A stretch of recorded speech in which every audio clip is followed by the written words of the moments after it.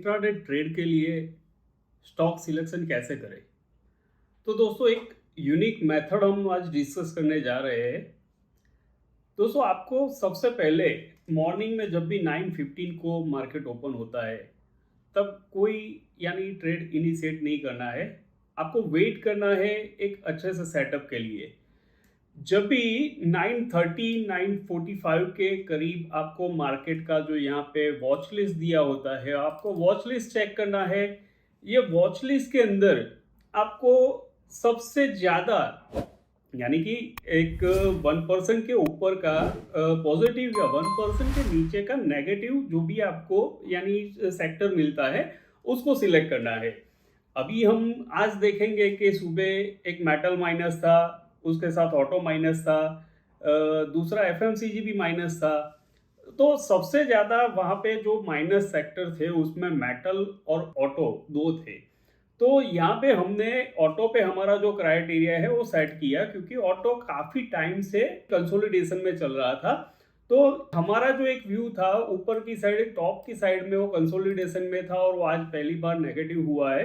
तो आप देखें कि यहाँ पे ऑटो सेक्टर में काफ़ी सारी सुबह से ही गिरावट थी। उसका जो चार्ट यहाँ पे बन रहा है आप देखेंगे,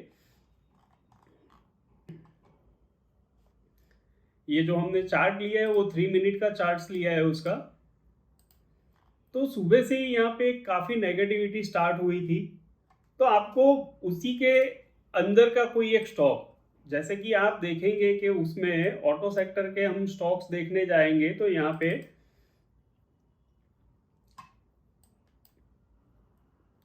देखिए टीवीएस मोटर जो सुबह आई डोंट थिंक कि वो प्लस थे या माइनस थे, बट यहाँ पे हमको एक हीरो मोटो मिल रहा है। तो हीरो मोटो का हम चार्ट लेंगे। यहाँ पे आपको जब भी जो भी सुबह का मूव है उसके हिसाब से स्टॉक को सिलेक्ट करना है। और सुबह का जो 9:15 से लेके 9:45 यानी हाफ एन आवर आपको वेट करना है। और हाफ आवर वेट करने के बाद जब भी स्टॉक उसके रिट्रेसमेंट, आपको 50% रिट्रेसमेंट सुबह का जो हाफ आवर का जो मूव था उसका लेना है। तो यहाँ पे हम देखेंगे कि फिबोनाची रिट्रेसमेंट के हिसाब से ये जो मूवमेंट था मेन, उसके हिसाब से ये 50% का लेवल यहाँ पे आ गया, तब आपको उसको सेल करना है। अभी हम देखेंगे कि जो नेगेटिव सेक्टर हमने सिलेक्ट किया था, ऑटो सेक्टर था, सुबह एक अच्छी गिरावट के साथ ओपन हुआ था और 50% जितना रिट्रेसमेंट उसने दिया।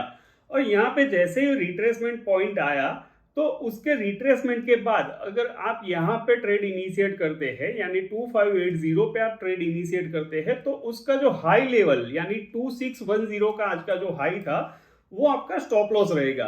तो यहाँ पे दोस्तों 1% का स्टॉप लॉस आपका एडजस्ट होता था। तो आप प्राइस एक्शन के हिसाब से यहाँ पे अगर कंटिन्यूअसली अप ट्रेंड बनता है तो आप अपने हिसाब से स्टॉप लॉस मॉडिफाई भी कर सकते हैं। तो जैसे कि ये फॉल के हिसाब से हम देखेंगे कि 2610 का यानी यहाँ पे हमें एक लंबा सा स्टॉप लॉस मिल जाता है। तो हम एक क्राइटेरिया बनाएंगे कि ये जो स्टॉप लॉस है वो करीब करीब 1% का स्टॉप लॉस है। तो हम अपने हिसाब से मॉडिफाई करके जो भी टेक्निकल कल का क्लोजिंग है या कुछ भी है उसके हिसाब से आप उसको मॉडिफाई कर सकते हैं। कल का लो हम एक ट्राई कर सकते हैं कि कल का अगर लो यानी ब्रीच हुआ तो हम वहां से एग्जिट कर लेंगे।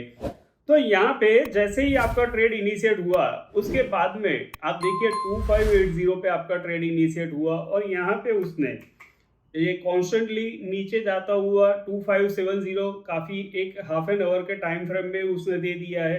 उसके बाद में लोएस्ट साइड में आप देखें तो 2559 का और जो उसका सुबह का लो था उसके करीब करीब उसने क्लोज दिया है। तो ये एक बहुत ही इजी मेथड है जो आपको इंट्राडे स्टॉक सिलेक्शन में काफ़ी सारा हेल्प कर सकता है। और इससे वाइस वर्सा अगर आपको कोई बाय करना है तो बाय के लिए अगर आप जाएंगे तो आप इंडेक्स में सिलेक्ट कर लीजिए, सुबह जो भी सेक्टर 1% के ऊपर प्लस है उसको आप सिलेक्ट कर लीजिए और उसके हिसाब से जब भी वो प्राइस एक्शन के हिसाब से आपका सेट होता है और या तो कोई परफेक्ट रिट्रेसमेंट पे आता है।